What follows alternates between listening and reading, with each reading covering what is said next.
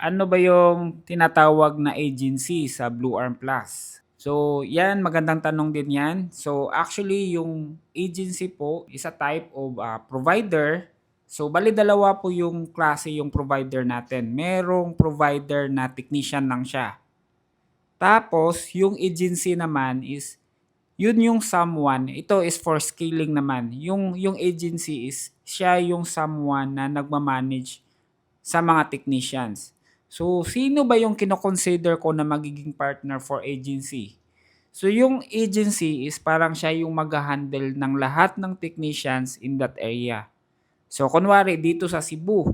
So, for now, yung agency na makikita nyo po sa website tsaka sa mobile app natin is yung Blue Arm Computers muna.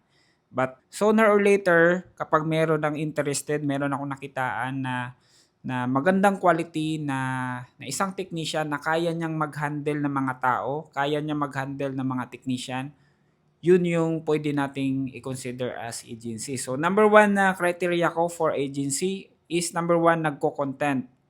So ito, negosyo mo talaga to. Sarili mo yung negosyo.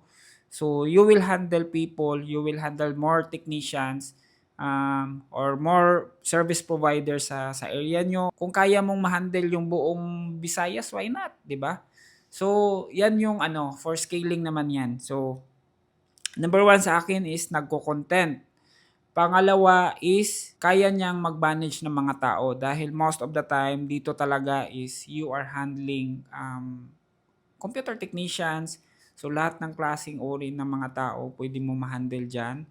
So pangatlo, mas maganda na sana meron ka ng manpower, meron ka ng mga tao dahil importante talaga na ma-delegate mo yung task dahil kailangan mo nang mag-manage ng tao. So might as well na mas maganda meron ka ng sarili mong tauhan din.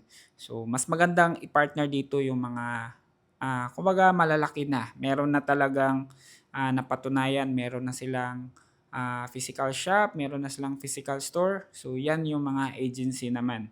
So kagandahan talaga sa Blue Arm Plus is kahit na nasa malayo ka, kahit na nasa Luzon, Visayas, Mindanao ka, kaya mong mag-operate nationwide kung gugustuhin mo talaga.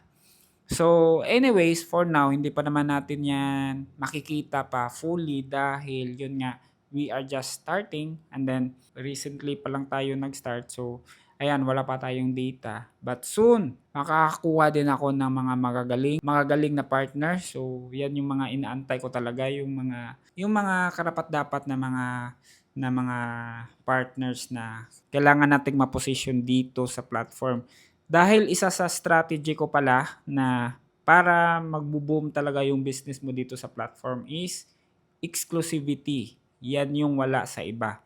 So the moment na nandito ka na sa platform, I will make sure na kikita ka. So I will make sure na sa'yo lahat na nasa loob dahil I will make sure na iisa ka lang. So kunwari, sa isang lugar, isa lang yung kukunin ko na agency na magmamanage. So merong limitation yan in a specific area, isa lang yung technician para sa kanya lahat. And then basta merong exclusivity tayo na ginagawa para hindi masyadong ma-feel yung competition sa loob. So, if meron pa kayong mga katanungan, just comment down below or mag-message kayo sa akin.